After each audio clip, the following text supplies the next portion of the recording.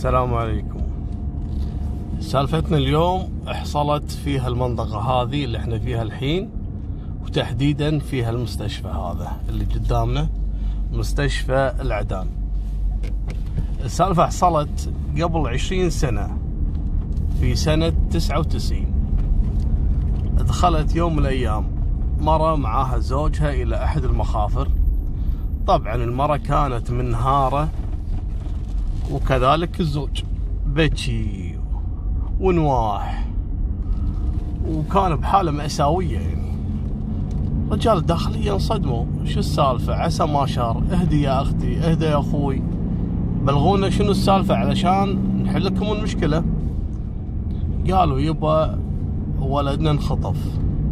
ولدكم انخطف؟ ليش؟ يمكن يرجع، يعني انطروا عليه. كم يوم صار غايب عن البيت؟ قالوا لا، الولد عمره 3 أيام. الله أكبر، 3 أيام يعني رضيع. هذا شلون انخطف؟ يعني مأخوذ من أمه، يعني معقولة؟ شلون بسم الله؟ متى ولدتي ومتى رحتي في البيت ومتى انخطف؟ قالت لا، المصيبة انه ما انخطف برا المستشفى، انخطف داخل المستشفى اللي صورناها لكم من شوي، مستشفى العدان. طبعا داخلية تحركوا على طول، راحوا المستشفى وحاولوا يشيكون مع الأطباء مع الممرضات وين راح الطفل. طلعوا الكاميرات، شيكوا لين اكتشفوا ان في مرة دخلت يوم من الأيام وما كان مبين، يعني كانت متغطية، واخطفت الولد ومشت. حاولوا يشيكون على الكاميرات الخارجية، حاولوا يشيكون على رقم السيارات، في أحد خذ، استدعوا كثير من أصحاب السيارات اللي كانت واقفة برا، لكن سبحان الله فص ملح وذاب على قولتهم. شلون حاولوا يحققون مع الممرضات مع الأطباء، يعني أي شخص، حتى التحقيقات طالت حتى النساء اللي ولدوا في هاليوم هذا، الأيام هذه، يعني إنه ممكن تكون واحدة فيهم يعني خطفت الولد وخذته مع مولودها مثلا، أو كانوا في عندهم حالات كانوا يركزون عليها. قالوا ممكن، طلعوا الحالات اللي يعني الله يكفينا الشر ويشفي الناس ويعينها. في بعض الحريم لما تجي تولد تسقط، يعني مثل ما تقولون شلون، يصير عندها نزيف حاد ولا شيء ويسقط الولد يعني. فقالوا لما نشيك على هالحالات هذه. قالوا لهم ليش الأطباء ليش؟ قالوا ممكن ان هذه يكون لها دافع ان تخطف ولد، لأن ولدها ممكن توفى ولا ممكن، خلينا نشيك.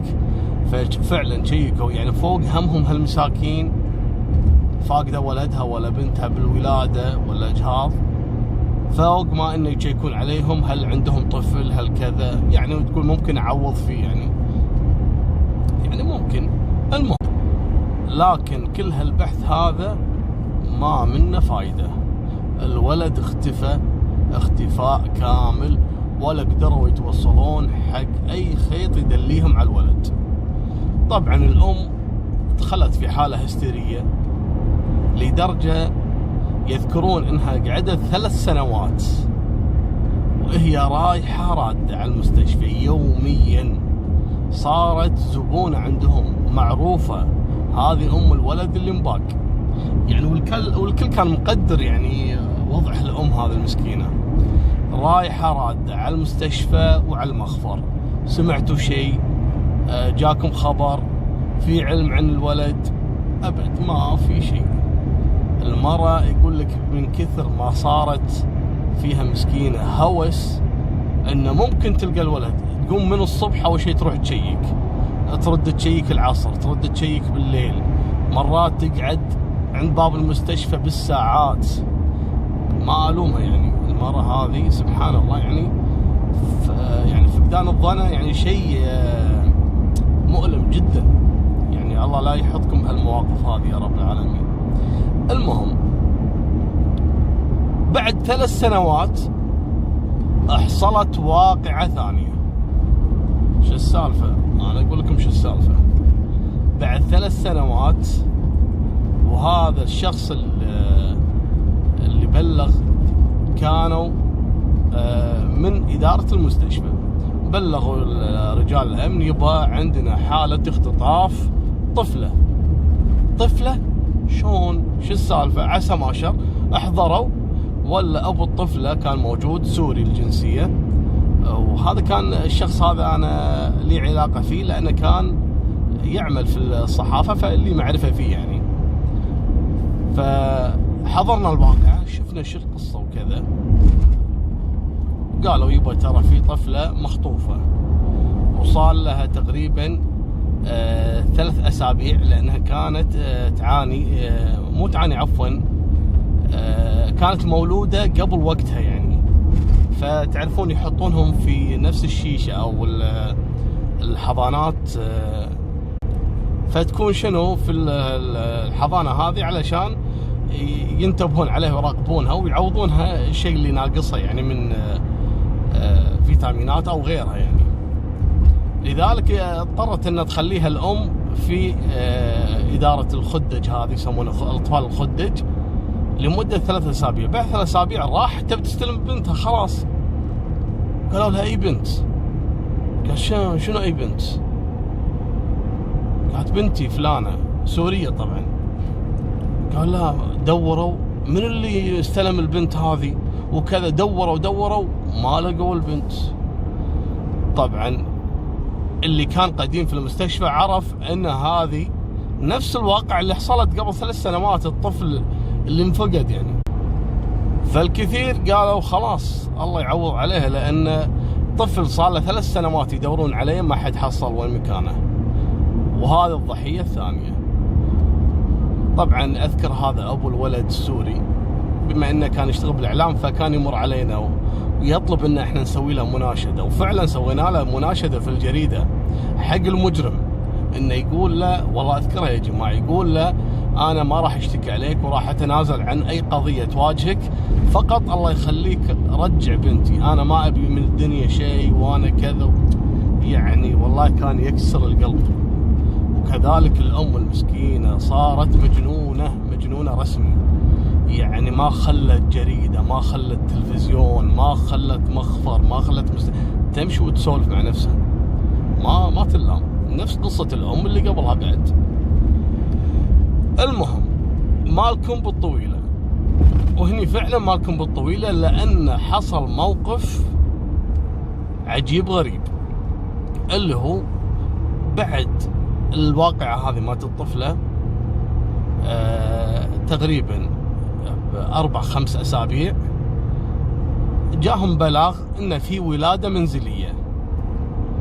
طبعا الولادات المنزلية تكون اضطرارية يعني، خلاص ما لحقت مثلا مرة انها تولد في المستشفى، فخلاص تولد اضطراري في البيت، فيتصلون على العمليات تتصل على المستشفى علشان يحضرون الطاقم الطبي اللي يولد المرأة هذه. فعلا توجهوا فعلا حق البيت، ولما وصلوا قالوا ترى ولدت وخلاص. قالوا زين الحمد لله، خلنا نشيك عليها الأم هذه عن حالتها الصحية ومن الحكي هذا. لما تشيكوا انتبهت أحد الممرضات على الطفل، قالت احنا لازم نشيك على الطفل. الأم كانت مترددة في البداية، تقول لا ما له داعي.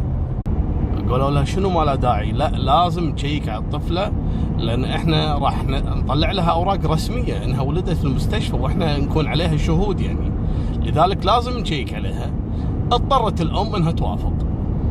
أحد الممرضات انتبهت على شيء، انتبهت على ان هذه المولودة عمرها مستحيل ان ولادة اليوم، لان عمرها تقريبا 3-4 أسابيع، وكانت الام لافتها لفة يعني غريبة عجيبة علشان ما تبين ملامح الطفلة.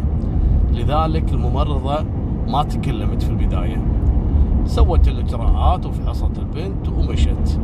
راحت المستشفى وبلغت إدارة المستشفى بالموضوع، قالت لهم أنا شاكة أن هذه ما هي ولادة اليوم، لذلك إحنا ما راح نصدر لها أوراق إلا لما تحضر البنت عندنا داخل المستشفى. وفعلا اتصلوا عليها قالوا لها البنيه الفحوصات احنا شاكين فيها، فلازم ندخلها الملاحظه علشان نشيك على صحتها. هم بس يبي يستدرجونها. طبعا بلغوا المباحث وقالوا لهم الموضوع كذا كذا، احنا شاكين بالموضوع. لما حضرت على طول القوا القبض على الام وقالوا لها هذه البنت هي نفس البنت اللي انخطفت قبل تقريبا 4 أسابيع من مستشفى العدان. طبعا هذه كانت البلاغ هذا، والمستشفى اللي شكوا الموضوع مستشفى ثاني. فواجهوها بالموضوع بعد عدة تحقيقات وضغوطات على الأم بالموت. يلا اعترفت، قالت نعم فعلا هذه أنا خاطفتها. شلون ومتى؟ اذكري لنا القصة. أنا رحت مستشفى العدان يوم من الأيام ودخلت وقلت لهم إن أنا الأم، فبس بشوف البنت. فتغافلت أنا الممرضة، أخذت البنت ومشيت على طول وما حد انتبه علي. يعني يشوفون مرة ماسكة طفل، يعني أكيد ولدها، يعني شيء طبيعي. منو بيشك بالموضوع هذا؟ قالوا لها زين منو عندك أنت أولاد وكذا؟ قالت عندي أنا بس طفل واحد وهذه البنت اللي أنا خطفتها. وهذا بعد خاطفته ولا لا؟ كانت تقول لا هذا ولدي. قالوا أوكي ما في مشكلة. أخذوا الأم علشان يفحصونها لأنهم شاكين فيها. لما قالت إن أنا ما أجيب عيال قالوا لها ليش خطفت أنت البنت؟ قالت لأن أنا عقيمة. استغربوا المباحث، قالوا شلون عقيمة وأنت عندك ولد؟ أنت ذكرت إن أنا عندي ولد وبعدين ما قمت أجيب عيال، صح ولا لا؟ الحين أنت قاعد تذكرين إن أنت عقيمة أصلا، شلون جاء الولد؟ قالت إيه لا أنا هذا الولد كان عن طريق عملية طفل الأنابيب استغربوا من الموضوع هذا. سألوا الأطباء قالوا لا العقيمة أبدا أصلا ما تحمل حتى لو طفل أنابيب. اللي عندها مشاكل في الحمل هي اللي ينفع معاها الطفل الأنابيب. شكوا موضوع الولد اللي عندها عمره تقريبا 3 سنوات وشوي. فحصوا الأم طلعت فعلا عقيمة. الولد على طول تذكروا قضية الولد انه انخطف قبل 3 سنوات وشوي. اتصلوا على امه وابوه وجو وسووا لهم فحص، طلع الفحص مطابق وان هذا هو سبحان الله هو ولدهم اللي انخطف قبل 3 سنوات. طبعا كانت الفرحة يعني ما تاسع الدنيا حق الام اللي قبل 3 سنوات وشوي، وكذلك الام السورية. القصة ما انتهت هني، وردت كل طفل وكل مولود إلى أمه وأبوه. الغريب بالموضوع هذا شنو؟ أن الطفل المخطوف الأول هذا كان من غير محددي الجنسية، احنا نسميهم عندنا البدون. والخاطفة شنو؟ الخاطفة كويتية، سوت نفس الحركة اللي كانت تبي تسويها مع البنت السورية وتقول إن أنا ولدت في البيت علشان تقدر تطلع لها الأوراق الرسمية وانه يتسجل انه كويتي. راح تقولوا لي وين الابو عنا؟ وين ابو هذه الخاطفه عن الموضوع؟ هل هو مشارك؟ اتصلوا عليه فعلا وخضعوا للتحقيق. انت الابو وطلعت اثباتات حق الولد اللي زوجتك خاطفته قبل 3 سنوات. معقول انت ما تدري؟ قال يا جماعه زوجتي هذه فيها حاله نفسيه. شلون؟ لانها عقيمه واحنا كان على وشك ان نتطلق بسبة انها ما تجيب عيال. لذلك انا والله يا جماعة ما ادري ان هذا مو ولدي. انا قاعد اربيه صار لي 3 سنوات ونص وباعتقادي انه ولدي، لان انا كنت كثير اسفار، لان انا شغلي كله يعتمد على السفر. يعني كان يشتغل الظاهر باحد السفارات خارج الكويت وما اقعد بالكويت، رايح راد. فكانت وهي زوجتي يعني متروسه، يعني متينه شوي. فما انا ما افهم اذا هي فعلا حامل ولا هي تقص علي بس متينه يعني. فكانت تقول لي انا حامل. ولما سافرت يوم من الايام طولت، اتصلت علي قالت انا على وشك ولاده. فعلا 2-3 قالت لي ترى انا ولدت وجبت ولد. انا صدقت واستانست، منو ما يفرح. طبعا انا ما كنت ادري ان زوجتي اصلا عقيمه لان احنا ما فحصنا. وبعد سنه قلت لها ها نبي ولد ثاني، نبي بنت. اول سنه، ثاني سنه، ثالث سنه حست اني راح اكشفها، سوت نفس الحركه مره ثانيه واختفت السوريه.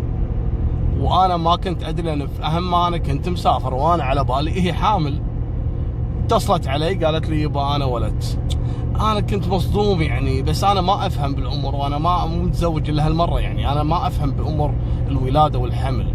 اشوفها متينه عبالي فعلا حامل وولدت، وشيء يفرحني هذا مو شيء يحزنني يعني. ما كنت متوقع ان يوم من الايام اني اربي عيال الناس، ولا ان زوجتي عقيمه وقاعد تخطف الاطفال. هذا مستحيل شيء، هذا الشيء مستحيل انا اوافق عليه او ارضى فيه. مالكم بالطويله القصه انتهت الى هني، لكن الاحداث الغريبه في الموضوع الطفله السوريه. مالكم بالطويله الولد هذا اللي الغير محدد الجنسيه اللي صار كويتي 3 سنوات، رد مرة ثانية إلى غير محدد الجنسية لأنهم سحبوا عنا الجنسية واكتشفوا أن أصلا هذا مو ولد الكويتي اللي زوجته خاطفة الطفل. الشيء الثاني الله ستر على السورية وراحت لأهلها. السورية هذه الطفلة السورية لها قصة عجيبة غريبة حصلت معانا على فترات، لأني على معرفة بأبوها هذا الإعلامي. ذكرنا قصتها لما انخطفت ماشي. بعد 2 سنين يا جماعة جانا بلاغ ان في طيارة هبطت في الكويت اضطراري، وطلعت عن مسار الهبوط المدرج ودخلت بالتراب. فكان حدث قوي جدا وفي اصابات وكذا. فرحنا احنا صورنا، ولا اللي من الناس الناجين الحمد لله كلهم نجوا طبعا الحمد لله، لكن من الناس الناجين هذا الاب السوري وكان شايل معاه بنته السوريه. فعلى طول انا شفته وصورته وصورت البنت وقعدنا نضحك يعني انه كدعابه، وهو اعلامي يتقبل الموضوع هذا الله يذكره بالخير. فكنا نقول ان البنت هذه دقشنا وياه نقول هذه البنت منحوسه، هذه البنت اللي انخطفت قبل 2 سنين والحين هي من الناجين في الطياره اللي هبطت اضطراري وصار فيها اصابات. بعدها ب2 سنين يا جماعه حصلت سالفه ثانيه، حريق في احدى المباني. والله انا ما اتذكره بالضبط، لكن كان في موضوع في حريق وكذا. رحنا نصور، ولا من بين الناس اللي اجلوهم من العماره كانت الطفله السوريه وابوها السوري. فاحنا قعدنا نضحك نقول له هذه بنتك قبسه، يعني احنا قبسه يعني شنو؟ منحوسه المسكينه. طبعا هذا مجرد دعابه يعني، الله يخليها ويعطيها الصحه والعافيه ويخلي لها ابوها وامها ان شاء الله. طبعا حادثه خطف الاطفال اخاف في احد فيكم تختلط عليه الامور. حصلت كذلك في مستشفى الصباح سنه من السنين، انخطف فيها ولد وقعدوا يبحثون عنه تقريبا 2 3 قلبوا الدنيا، لان مثل موضوع هذا خطف الاطفال مو شيء سهل، يزعزع الامن عند الاسر كلها يعني. لذلك هذا موضوع مرفوض بتاتا وعقوبته تصل الى المؤبد، خصوصا موضوع اذا حصل في اطفال. فانخطف الولد هذا وقعدوا يبحثون مباحث العاصمه، الى ان كانت الصدمه ان احد الممرضات، عفوا ما ادري هي ممرضه او فراشه، لكن اللي مسؤوله عن الاطفال الرضع هي اللي كانت خاطفه الولد وكان حاطته بجنطه. تعرفون بعض الفراشين او الاسيويين وهو طالع من الدوامه دائما معاه جنطه يحط فيها اكل، يحط فيها ملابسه، يحط كذا، حاطته بهالجنطه ورايحه فيه. وكان بيتها اعتقد بشرق، كانت ساكنه سكن بشرق. وصلوا لها المباحث لقوا الصدمه بالموضوع، انا كلها صدمه بالموضوع انا ادري سامحوني. لقوا الام هذه الاسيويه مسويه بالشقه نفس معبد هندوس او شيء كذي، والله انا ما اذكر، لكن كان عندهم نفس المعبد. والمباحث لما دخلوا داهموا الشقه لقوا الطفل حاطينه قدام هذا البوذا مالهم، ما قصته الاله، نفس المعبد مسوين نفس ركن صغير كذي ورد وصنم صغير داخل الشقة وحاطين الولد. فما كانوا متوقعين مباحث عدة توقعات، إن هل كانوا يبي يضحون في الولد، يعني ناطرين موسم معين يضحون في الولد، أو إن كانت تبي تربيه وتبي تباركه بالإله مالهم، ما هم عارفين. لكن تم إلقاء القبض عليها وإحالتها للقانون ومحاكمتها وسجنها. والحمد لله خلصنا من قصة خطف الأطفال. وبعد الموضوع هذا الحمد لله ما حصلت أي عملية خطف للأطفال خصوصا في المستشفيات، لأن الرقابة مشددة جدا جدا جدا. ولا رجال يدخل الموقع هذا ولا أي مرة إذا ما كانت هي نفسها اللي تولد. وكذلك الكاميرات مليانة داخل وخارج المستشفيات. اللهم لك الحمد، والله يستر على عيالنا وعيالكم ويطول لي بعماركم. سامحوني على الإطالة، عطونا لايك إذا عجبكم الفيديو، ولا تنسون الاشتراك علشان نكون على تواصل وياكم. فمان الله، مع السلامة.